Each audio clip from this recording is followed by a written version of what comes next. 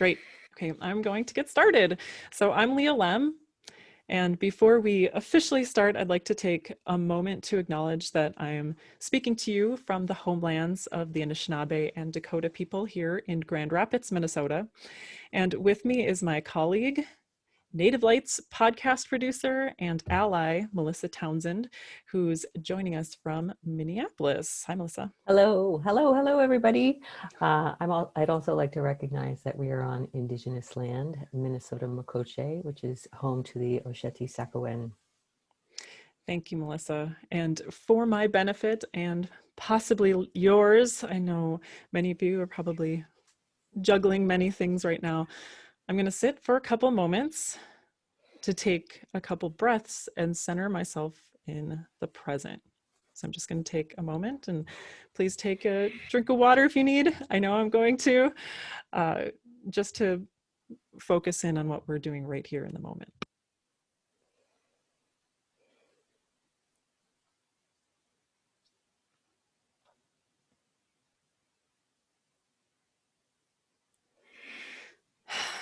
So we've all come together on this beautiful morning that we've been gifted, and I thank you for joining us today.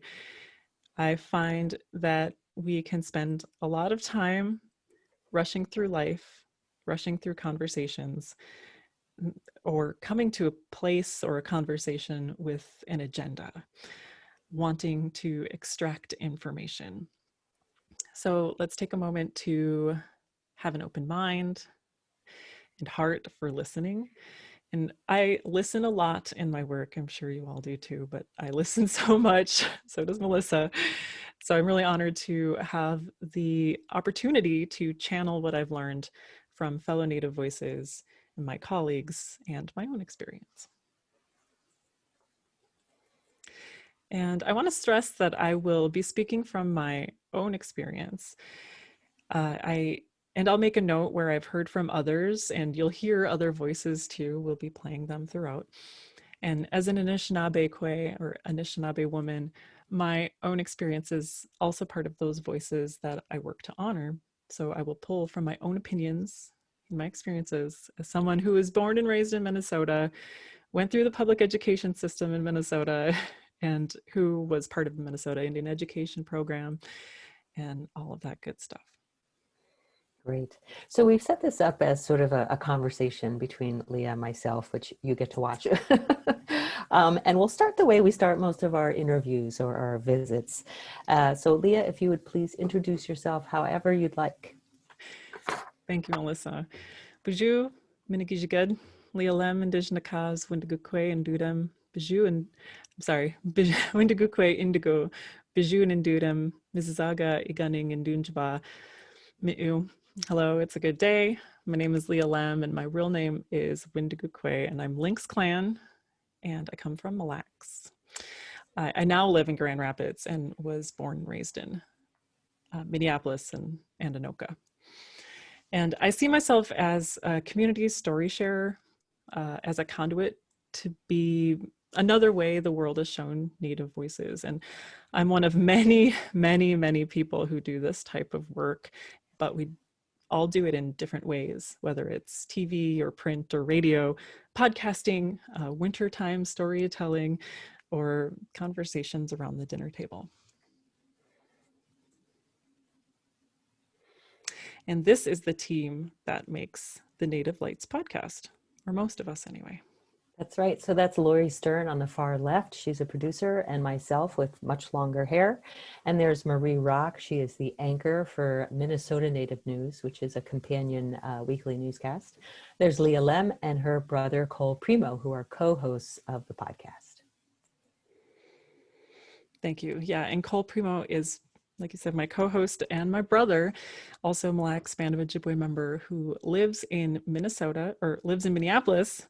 And he's been working in local news at WCCO TV as a web producer since 2009.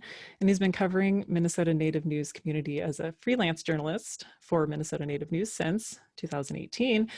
And he's also a member of the local music scene. And he was asked to be here today along with me, but he could not do it. But he thanks you for your support and interest. So here's a little bit more about our podcast, Native Lights.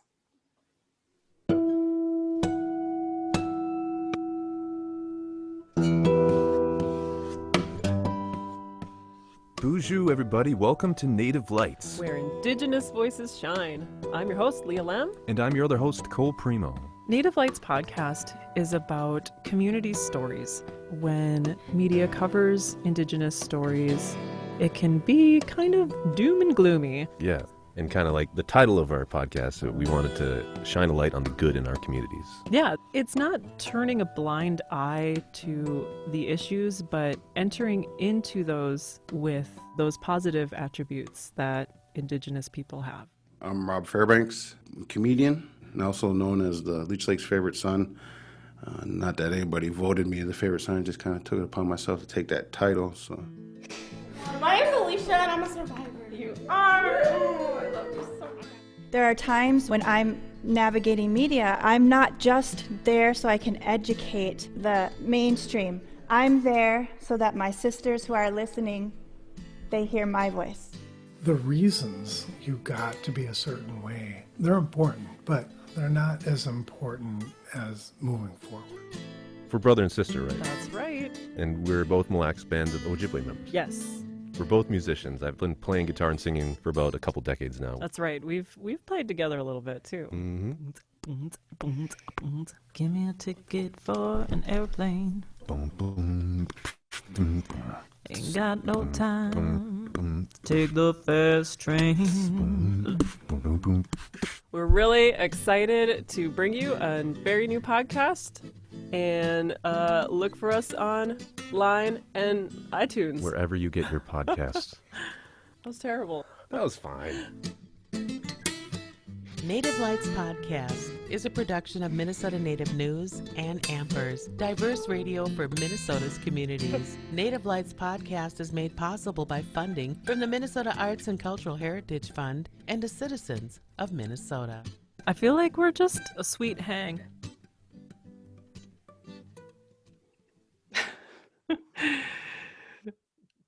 I like watching that.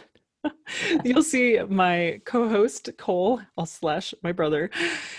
We are pretty relaxed in our conversation style, and I just want to add that our dad Bill Primo made our logo, the Native Lights logo, and the music throughout the podcast is done by Cole, me and Cole. And we also invite any musicians who we interview to share their music during the program as well. So we weave in music from our guests too. And then Cole wrote the theme music for Native Lights. It is the family affair. Yeah. So that's a little about who we are. Let's talk about how the podcast got started. Leah? Thank you. Yeah, so there's the podcast getting started, and there's the motivation behind it for me. So the podcast was started with the Minnesota Native News crew, and we were and continue to be supported by Ampers and the Minnesota Arts and Cultural Heritage Fund. And we put our heads together to create a unique podcast for and featuring people from Native communities. And I want to see Native people, the original people of this land, be recognized, acknowledged, represented, and respected. So in comes my story. So growing up, I was a big radio listener. I'd get my tape recorder and record the radio so I could listen to my favorite DJs and music later on. And my mom was huge into public radio and has been a dedicated listener for 30 plus years. I'm not really sure, but it's at least that. And I can never remember a car ride that didn't include tuning into news radio. My dad, however, wouldn't listen to radio at all. And I asked him on a few occasions, this is about 25 years ago or so, why don't you listen? And he'd say, they don't have Native people on. They don't care about me. I don't care about them. So that was kind of a common sentiment that basically said, that thing over there, whether it's radio or government, politics, advertising, anything like that, any system where Native people aren't included, why should I care about them? So I went to college out east, got my education, and came back home to Minnesota and got a really cool job in public radio. So I worked in public radio for about 8 years in broadcast operations, so more of the engineering side of radio. And from time to time, I would hear some really awesome Native voices. Big voices in literature, environmentalism, academia, and arts. And I had to listen to the radio at least 8 hours a day for my job. And these big voices that I talk about are voices that I admire and continue to admire. But the more I listened and the more I took notice, the more I realized there were very few Native voices in total. So they were great voices, but very few in number. And these same voices were invited to chat again and again on the same things, mostly specific to Native people or Native related. And what I wasn't hearing voices that sounded like people in my family or people talking with a background in cultural knowledge. So their voices, I believe, are just as important. Those voices with deep cultural knowledge, wisdom, experiences, and challenges. And I want to stress we're not a monolith and very diverse with very diverse perspectives. And this is when I realized that I wanted to see and hear Native people, again, the original people of this land, be recognized, acknowledged, represented, and respected. And it is hard and as in difficult, and I believe wrong to be ignored on our homelands. And for example, there's this great audio organization in the Midwest that has audio documentary competitions. And this audio festival also promotes diversity and racial justice, which is awesome, but for a long time had a documentary submission for best foreign language documentary. And this phrase, foreign language, was used interchangeably with non-English, implying that many Indigenous languages spoken in the US are somehow foreign. And only recently has that changed, has the description changed to non-English documentaries. And this is probably in the last 6 months or so. And it's not just one random example either in media, especially. I was watching Dances with Wolves. Great film. And yeah, and I had the captioning on. And when the Lakota language was spoken, the description in the captioning was, as you may guess, foreign language. And it was such a perfect, though awful, representation of being portrayed as foreign in our own homelands. So this invisibility, erasure, otherification, and if you listen to the podcast, I tend to make up words from time to time, so please forgive me, feeds this misrepresentation and that lack of existence, perceived lack of existence, where we're mythologized, we're unconsulted, and therefore apparently free to be used as mascots, Halloween costumes, ignored, and thus more and more missing and murdered Indigenous relatives, women and relatives go unnoticed in the mainstream, and the many other continued issues that arise. And I want to bring up a project about just this, and we will reference this a couple times. We used it in our work. Reclaiming Native Truth was a project about changing the narrative about Native people and communities and the significance of dispelling myths and misconceptions. And that work, the Reclaiming Native Truth, helps support this idea as well. I'll reference the project more later, and we'll share the link at the end. So in summary, we may want to participate more if we hear our voices more, if it feels like it's for us and by us. So when we were asked to create a podcast, back to the kind of original question, these are the topics that we were up against, and our work style and our presentation style are Native-led. with a lot of conversation and back and forth and questions and observations. So in creating the podcast, it came from wanting to be recognized, acknowledged, represented, and respected, and keeping those values and coming from a strength and resiliency approach. So with that said, Melissa, how about you? Can you talk about the approach a bit to creating the podcast? Sure. So I had been a reporter and producer for Minnesota Native News for about 5 years.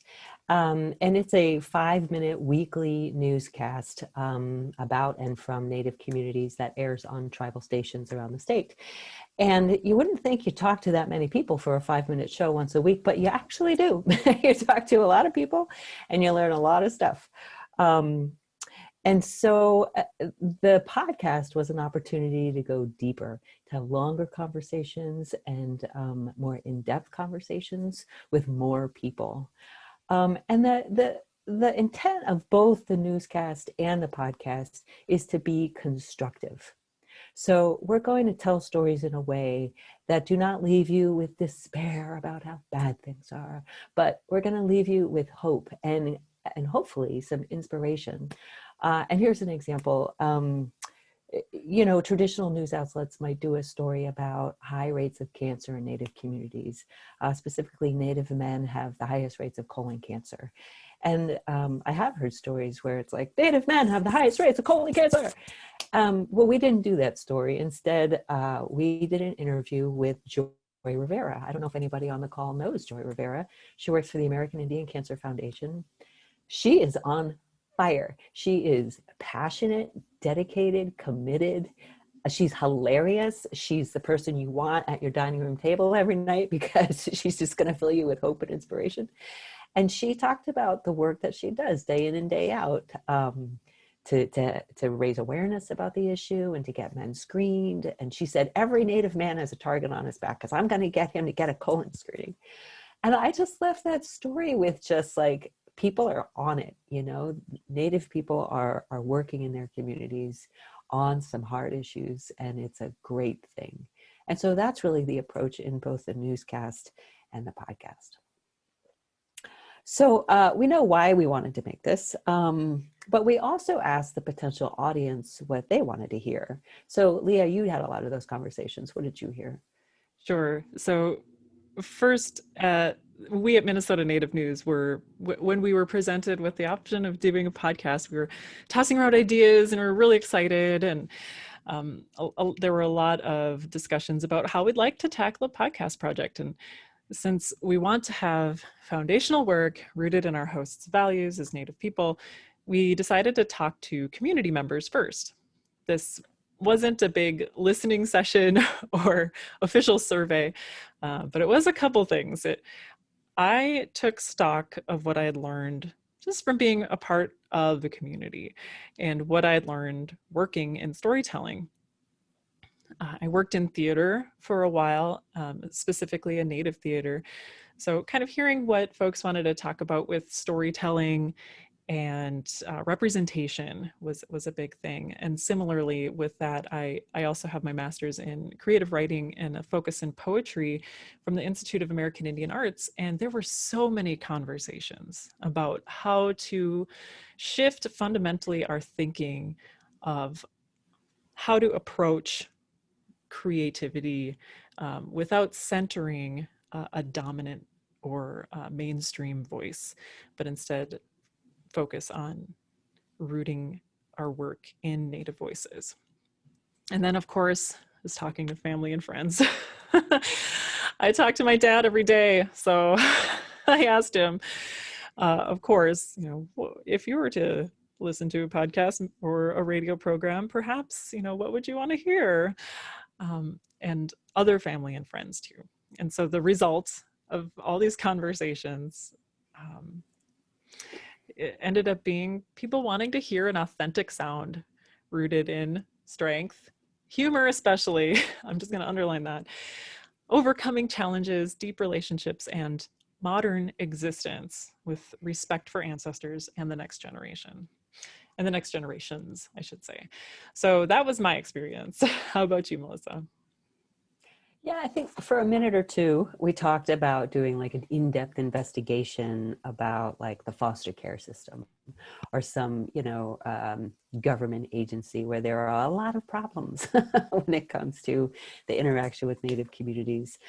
But when we talked as a team and the people we talked to, they didn't want to hear that. I mean, it just sounded like it could potentially be more doom and gloom.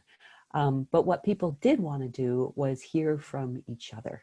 They wanted to hear other Native people from Native communities in Minnesota.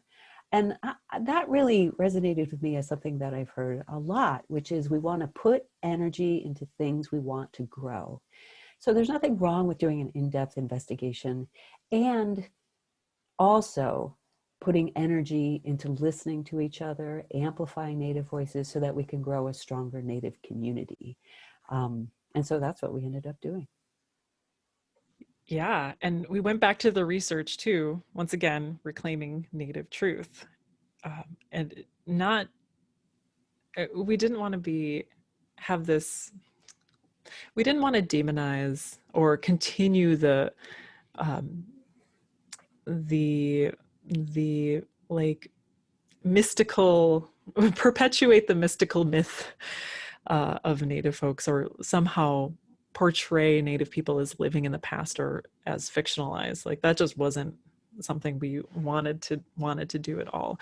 And a key point from the Native Truth Study is that when people lack information about contemporary Native people and the historical context in which we all live, they'll simply project their own misunderstandings and misinformation, thus perpetuating those stereotypes that we did not want to perpetuate.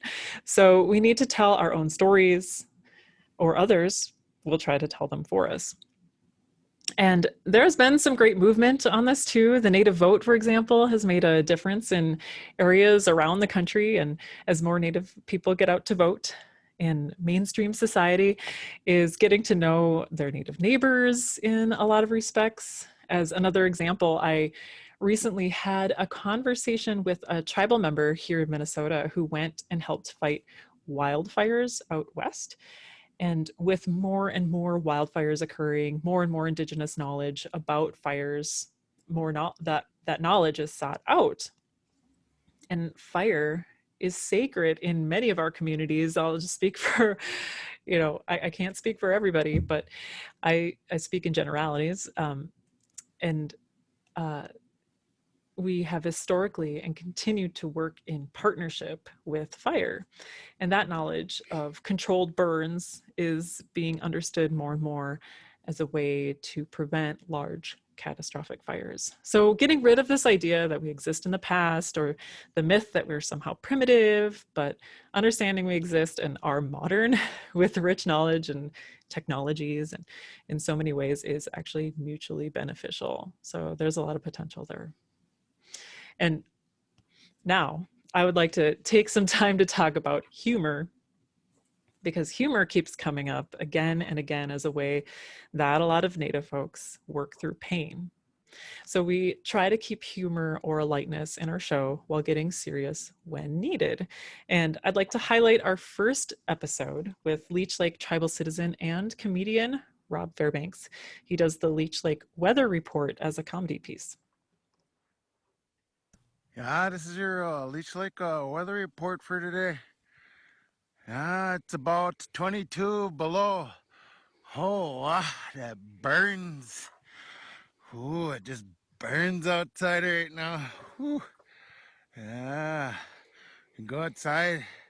You better bundle up, wrap up, yeah, because you really burn your old buckskin right off your drumstick today, for sure.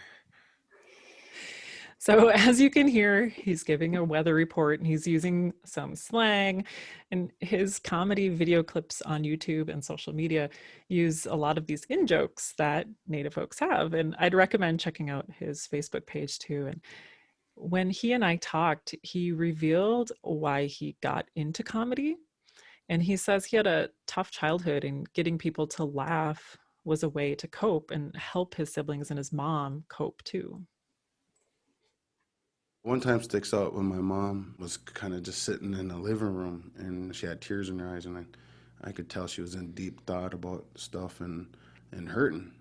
And so I went up to her, and it was one of Eddie Murphy's comedy specials, and he always talks about, like, I got ice cream and you don't, and my mom used to love that bit. You know how kids are having one. I have some ice cream. I have some ice cream. I have some ice cream. And I'm gonna eat it all. I'm gonna eat it all. I got ice cream and you don't. And she was just kind of like, she just started smiling because, it brought back that memory. And that's the power of humor. So this is a really good representation of conversations with folks that I have. So I go in and I'm curious about him as a whole person. And he's really funny as well as generous and kind. And so we end up talking about kind of just anything, right? And we enter through this friendly, relationship building, authentic way.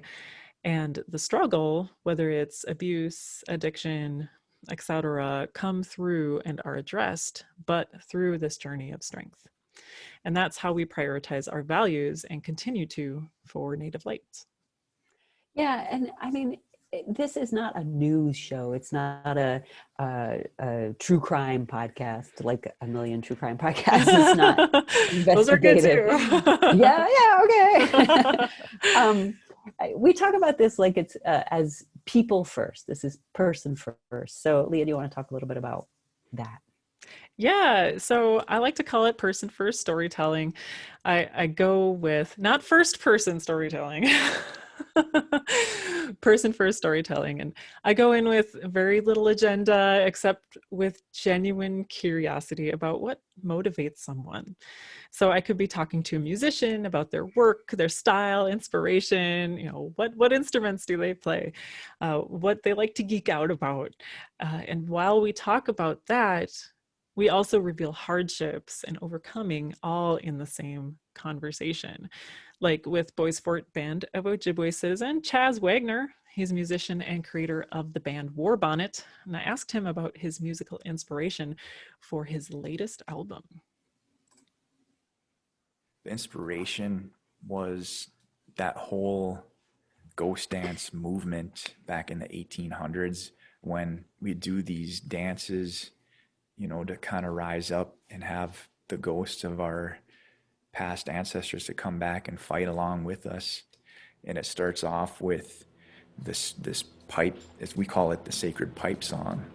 And it's like smoke swirling around, and that's what it kind of sounds like, like the smoke.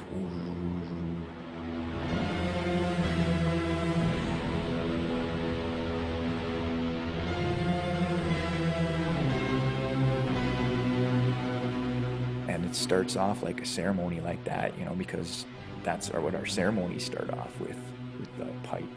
So I wanted to incorporate that into the album, because the album itself is like a ceremony starting up, and this band and this group is like a ceremony starting up. Yeah, and as we talk about his style and music, we get specific into the root of his inspiration. Historically, we were never supposed to sing our songs or practice our culture, but nowadays we have the freedom to do so openly and freely, and our native thoughts is in the music. Right. So when we talk about inspiration, we're talking about culture, history, rising up. And Chaz also mentions not being able to practice our ceremonies. For anybody who doesn't know, until the 70s, it actually wasn't legal in many ways to practice our cultural songs, which always blows my mind. The American Indian Religious Freedom Act of 1978, which, quote from the act, protects the rights of Native Americans to exercise their traditional religions by ensuring access to sites, use and possession of sacred objects, and the freedom to worship through ceremonials and traditional rites. End quote. So in a country supposedly built on religious freedom, it's an incredible example of how much racism and oppression was put on Native people. But through music, it's a way to recognize that and celebrate moving forward, and celebrating our ancestors moving forward from that time. So in our laid back conversations in the band's rehearsal garage, these big issues and big topics come out. Yeah, and in that laid back vibe, you and Cole also sort of make it personal, I think, in the episodes. Yeah, so big topics also work their way into host conversations, and we bring a lot of ourselves into the show, whether it's musically or joking around like siblings or talking about our own experiences together. So Melissa, you mentioned foster care earlier on as being one of those big sticky subjects, and there's a big need for foster families for Native youth. And in one episode, we are talking to a few people about their experience with the foster care system. But Cole and I also at the same time had a personal connection to that. We and the rest of our family actually welcomed Native foster children into our home when we were kids. And here's a little bit of that conversation. I know we brought in several foster care children into our home. I remember it was an American Indian foster care program. Do we know like why they decided to do that? You know, I talked to both mom and dad about it. I know I asked dad, he said, ask your mom. She wanted to do, and you know, they together wanted to do something to give back and take care of the youth and the kids that were in foster care, because, you know, this has been an issue for quite a while. Mm-hmm. I just remember that, you know, it was kind of cool. Oh, cool. More kids to, you know, hang out with, more kids to babysit, you know, yeah. Which was, I don't know, it was almost like, you know, they fit into a space that we had. You know, as we're thinking about that too, I remember we called that episode not foster care, but we called that episode Finding Family, because there were a lot of different stories where people found each other and were able to support and connect as a family, even if they weren't that sort of American nuclear family. And so again, sort of in that positive, constructive framework that we like to produce. I think the power of you and Cole sort of talking and reflecting on the stories that are in the podcast just really amplifies how real and how authentic a lot of the stories are. It reminds me, early on, I used to live in Chicago, and I was recording these poetry writing workshops in public libraries across the South Side. So it's mostly Black folks, and they're bank tellers and janitors and teachers. And then they go weekly to write poetry and workshop poetry together. And it happened to be the anniversary of the death of Emmett Till, who was a young Black boy who was killed by a gang of white men in Mississippi. And it was one of the things that started the civil rights movement. And so we were talking about Emmett Till, you know, as like this person in the textbook. But it turned out Emmett Till was from their neighborhood, and he was their classmate and their neighbor. And I have to say, it just blew my mind, you know, that I, as a white woman, had, you know, heard of Emmett Till in a particular way, but it just made him much more real, that he was a part of these people's lives, you know? Mm-hmm. So I think it's another way to make everybody in the podcast more human and more real, because they are human and they are real. I want to ask you, what have you learned from making the podcast and working in media and Native communities in general? Sure. So what have I learned? I've learned so much, so many little things that I think of that I remember every day. But working in media in this particular podcast and amplifying Native voices in general and in all the work that I do, I've actually learned the value of my own voice. So in helping raise other voices that I find so valuable, I realized that my own voice also deserves to be heard. And in sharing my own experiences as well as celebrating others, it helps grow the confidence in my own words. A lot of times I'll sit down and talk to somebody I really want to hear from, and they'll be like, oh, I'm so nervous. I don't want to sound silly. Oh no, I don't know if I should do this. I'm like, I understand you. I get it, and we'll do this together. So there's a bit of a shared experience there. But in the beginning, it was very hard. I was one of those students who never talked. Words would be lost on me for some reason. So sometimes I wonder, do I have permission to do this? Is this something that I should even be doing? Kind of your run-of-the-mill imposter syndrome, or deeper than that?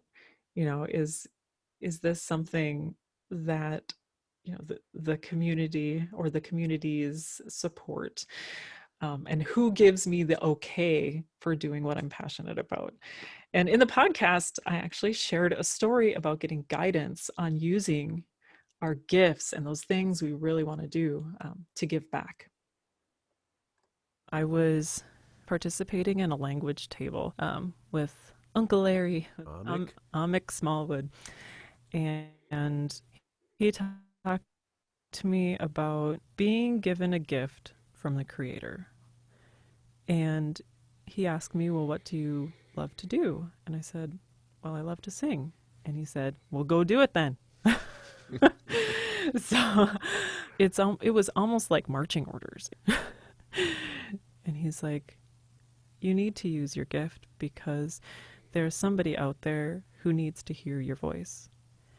I never thought that there could be anybody who actually ever needed to hear my voice. But if we're given a gift, then it's meant to be passed along. And it's your responsibility to share it. So that was kind of a big moment of understanding there, even if I don't think I'm supposed to be doing it, or don't have permission to do it. If I want to and feel really compelled to, then I should at least give it a go. And so it's a question of what was it that made me feel like no one wanted to hear my voice, whether singing or speaking, or that I belonged. And there are a lot of things, a whole list of things, but Cole and I talked about one experience in particular in one episode of Native Lights. I do remember one time I was affected actually to tears. I was on a school bus. I think it was middle school, and kids were acting really rowdy. As they do. Yeah, and throwing things and like screaming and yelling, and the bus driver pulled over and he starts yelling. He's like, sit down, you're acting like a bunch of wild Indians. And I was like, wow, I don't know any Indians that act like that. I mean, I sat there thinking, like, he must not like me, or he must not think that my family can behave, or something like that. And it really hit me. Like, I got off the bus and I cried, and I almost didn't know why, but it was just almost like, that's my family you're talking about. Wow. How rude. So experiences like these, and it's more than just one example, it's kind of like the tip of the iceberg, made me want to hide, and I felt shame. And so in the podcast and in life, I'm finding ways of expressing my own frustration and to heal alongside sharing conversations with others. And then finally, getting positive feedback, of course, has also helped me know that what we're doing is beneficial to others, and sharing stories matters to me, and it matters to other people. I was at the Native Media Conference in 2019, held by the Native American Journalists Association, and I was approached by someone I didn't know. It was actually kind of cool, and he asked, "Oh, are you the host of Native Lights?" It's like, wow, I wasn't expecting that, but yes, I am. Dalton Walker is a Red Lake Nation citizen and a correspondent for Indian Country Today, an online news resource. And he said he loves the podcast because it sounds like home. I don't get back as often, but it's nice just to hear that Minnesota accent voice, and then the topics to touch on the Ojibwe people, which has been a part of me, it's just who I am. And to be able to hear that while I'm driving to work or maybe doing some exercise or something where I have my headphones on, like I might be thousands of miles away, but I feel a little bit about being home. Yeah, and that's such a great summary to me. Native Lights as a place where Native folks feel like they belong, where they're fundamental and foundational. And I should add that we have a full interview with Dalton Walker on our most recent season of Native Lights that's now in progress. So the three big things I learned from this process was understanding that this truly matters to people, from storytellers, short story sharers like me and Cole and the producers, and the story listeners and the audience. And then also, of course, realizing my own voice is a voice among all the others that deserves to be heard. And finally, the advice of my uncle had the advice he had given me about using our gifts because it'll be beneficial to the community. And that advice in cultural teaching was reinforced. So those are the few things I've learned. Melissa, I'm going to turn the question to you. What have you learned from making the podcast and working in media in Native communities? Well, I often tell people that I am a white working class woman from New Jersey, and I produce a show called Minnesota Native News. And that's odd. So from the very beginning, I knew I had a lot to learn. And the key for me was to be open. And sometimes that means having conversations that feel very hard because I don't know what I don't know. And I didn't know a lot about Native history. I didn't know a lot about Minnesota either. And I do like to include these stories in the podcast and in the newscast because I feel like there's a lot of white people out there in my shoes and perhaps it's informative. So I'm going to share a little bit of tape here. This is a clip of tape from a documentary I produced a few years ago where I was talking with a woman named Renee Grunow.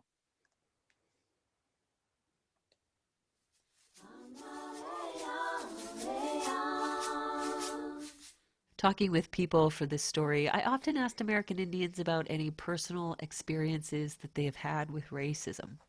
I heard about things that happened in schools, in stores, on streets.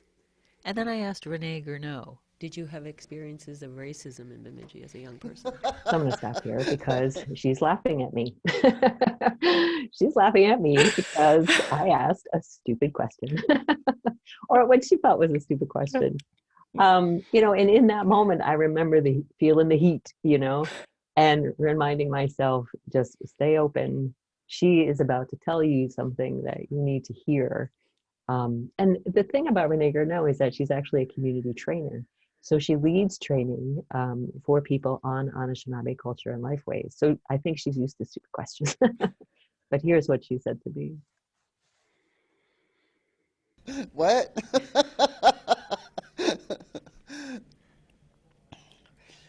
Some people think that racism is a personally bad attitude. It's not. What it is pervasive and it's institutionalized and it's part of every aspect of American life. And Renee refuses to play her apportioned role in this system. I'm always, always, always clear that wherever I am, I'm standing in the position of being the Indigenous person of this land, and that other people are a guest in my house. I am not a guest in theirs. And that is powerful. And she taught me in that moment what racism looks like to her and how she deals with it in her own life and how she finds her own power in the face of overwhelming oppression. Mm-hmm. And the fact that I get to have that experience is such a gift, and I'm so grateful. And I do feel the heat. Like I said, there are many moments where I just think, but I keep going because it is that learning that keeps me growing as a human being. And I care deeply about this work, and I agree with everything Leah said about overcoming invisibility and the mythologizing of Indigenous people. I want to share one more example. Leah and I led a media training for Native women in Bemidji, Minnesota, a couple years ago, and we featured it in a story on the podcast. So I want to share this little bit of tape. It was from the end of the training that we did. So this was the end. Folks were about to get up out of their chairs. Handouts were going around. But then somebody asked me a question. What is the hardest part of your job, actually interviewing Indigenous people? Hardest part is realizing how white I am.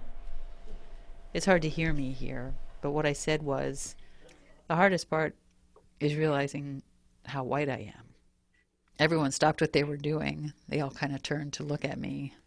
But you know, after an hour and a half of talking with Native women about what they can do to be in the media, here's a question that gets at what reporters like me need to do to get Native women in the media. We need to recognize our whiteness and come to terms with the things we need to learn. Yeah, and I think, you know, what it means for me to recognize my whiteness is to be honest about the things I know, the things I don't know, and the things I get wrong, and to be okay with that. I am a good person, but I'm not a perfect person. And I can't hide the things I don't know. So that's really just been part of my journey in all the media I do in Native communities. And mostly I just feel huge gratitude that I'm welcomed and allowed to be here. So that's what we learned from talking with people. We're also a small team, Native and non-Native. And so the last question is about, to you, Leah, what are some of your reflections about working on this team? Yeah, so in order to work on any team, right, we need to come together with open minds and open hearts, kind of like what we did at the beginning of this conversation. And each of us has our own special areas of expertise that kind of come together, and we build each other up in these ways. So I might know something a bit more culturally relevant than you might. You might know a bit of tech more than I might. And these things come together so the group is stronger. But we, at the same time, have to be open to learning. So like if I need to say something about a script or about a podcast version before it goes out on iTunes, I need to be free to say, you know, here's a part that probably needs to be reworked. You know, it's kind of leaves a bad taste in my mouth just a little bit, or it isn't quite coming from a strengths-based approach. And, you know, we have to be open to that feedback. Yeah, I agree. I mean, openness is the key. I think for me too is making sure I'm intentionally creating space. I want to hear, I want to hear, I want to hear, I want to hear what I'm doing wrong, what I missed, what I didn't quite connect with here. And so I think that's the key for me. And it's fun. Laughter. Laughter and learning. Hey, 2 L's. There we go.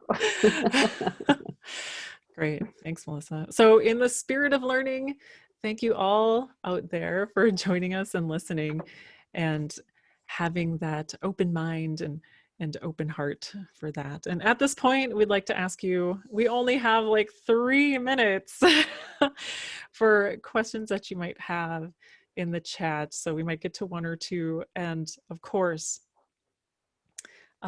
we'll show you our email address. So I'll share the email address in 1 sec. I'm just going to check the chat here to see if there are any questions. But we will have, until Melissa finds that question, we'll have the email address up. So you can feel free to just send us a message too. That's right.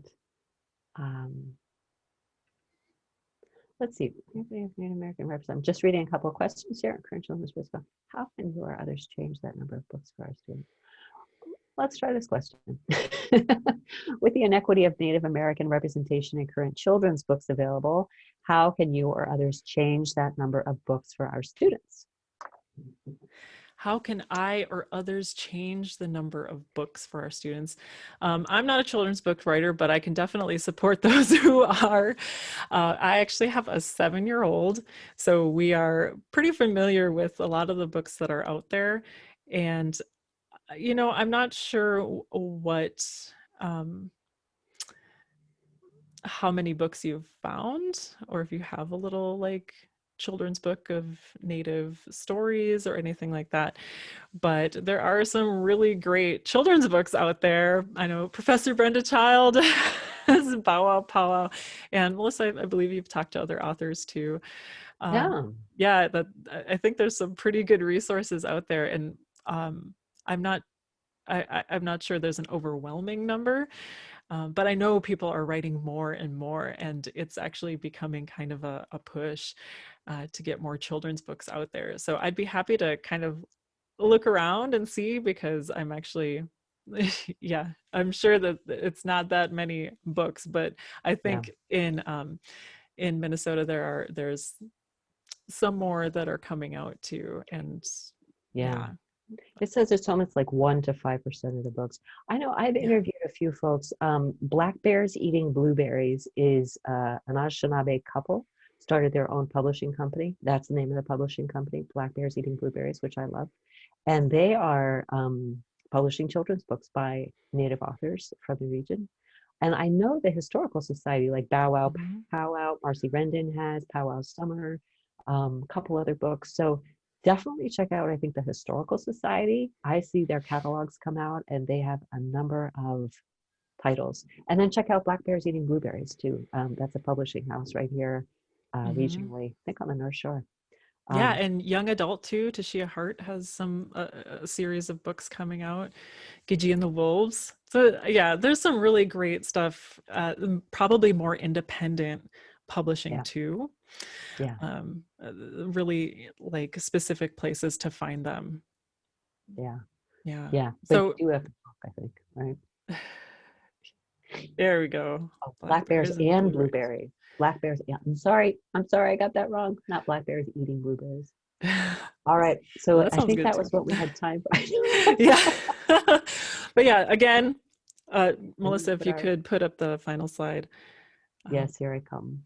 With our email, nativelights@ampers.org. I know everybody's gonna take off. There we are, nativelights@ampers.org, and mnnativenews.org for our website. And then we can be found on Instagram, Facebook, and Twitter as well. And shoot us those questions.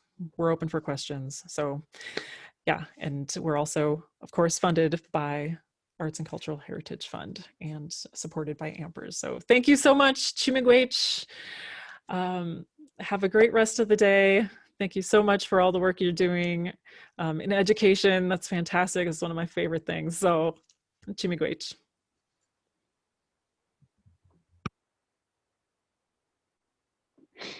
I'll just go back to that Reclaiming Native Truth website in case anybody wants to copy that down.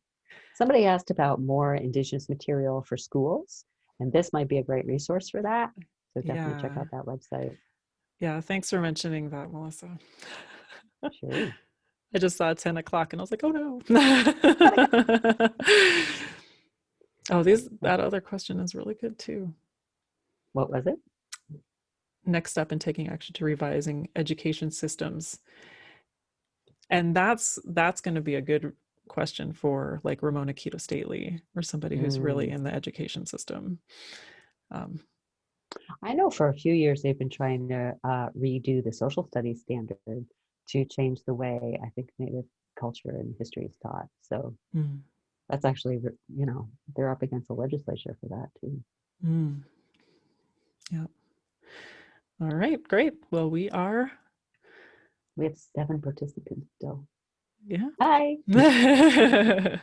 Gigabobbin.